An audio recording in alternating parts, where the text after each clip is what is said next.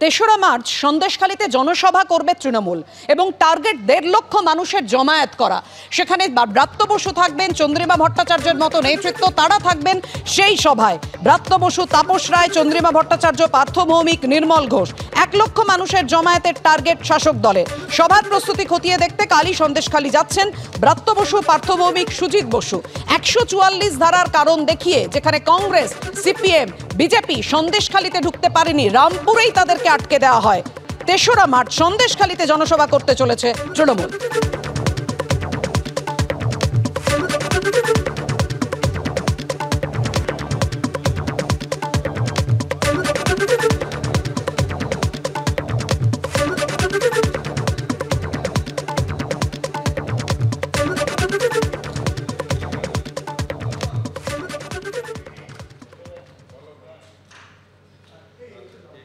আমাদের আরেক মন্ত্রী আমার সহকারী পার্থ ভৌমিক, আমরা কালকে যাব সন্দেশখালীতে।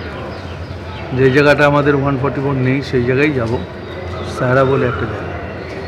ওখানে গিয়ে আমাদের কর্মীদের সাথে এবং সাধারণ মানুষের সাথে কথা বলব। বিরোধীরা এবং এমনকি বিজেপির কেন্দ্রীয় প্রতিনিধি দল তারা পর্যন্ত সাধারণ মানুষের সঙ্গে কথা বলতে পারছে না, কিন্তু রাজ্যের শাসক দল সেখানে আগামীকাল সাধারণ মানুষের সঙ্গে কথা বলবে।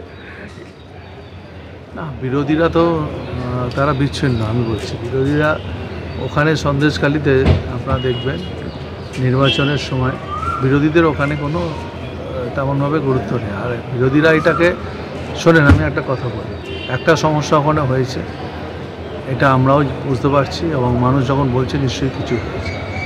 বিরোধীরা এটাকে ফয়দা নিতেছে, বিরোধীরা মেটাতে চায়। আমরা চাইছি মেটাতে, সরকার চাইছে মেটাতে। সরকার চায় যদি কেউ অন্যায় করে থাকে সেটা অন্যায়, সেটা স্টেপ নেওয়া হবে সরকার, সেটা নেবে এবং সেটা নিচ্ছে, আপনারা দেখতে পাবেন সেটা নেবে।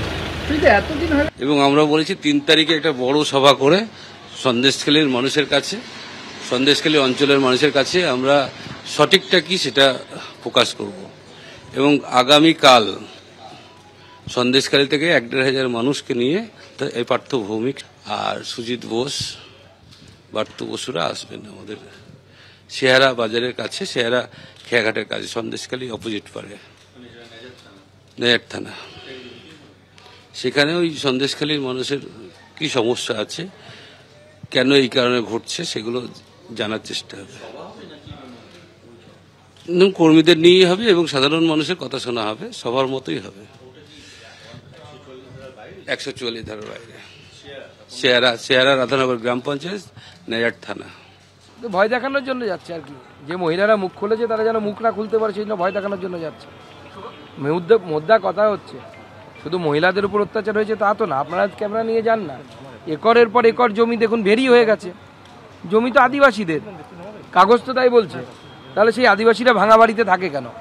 আমরা চাই প্রত্যেক আদিবাসীর বাড়ি যেন, ওই জমি যেন ফেরত পায় তারা। সেই ভেরি ওখান থেকে উচ্ছেদ হোক। শেখ শাহজাহান, শিবু হাজরা কার ভেরি আমরা জানি না, যাদের জমির মালিক, জমির মালিকানা তাদের হাতে ফিরে যাক।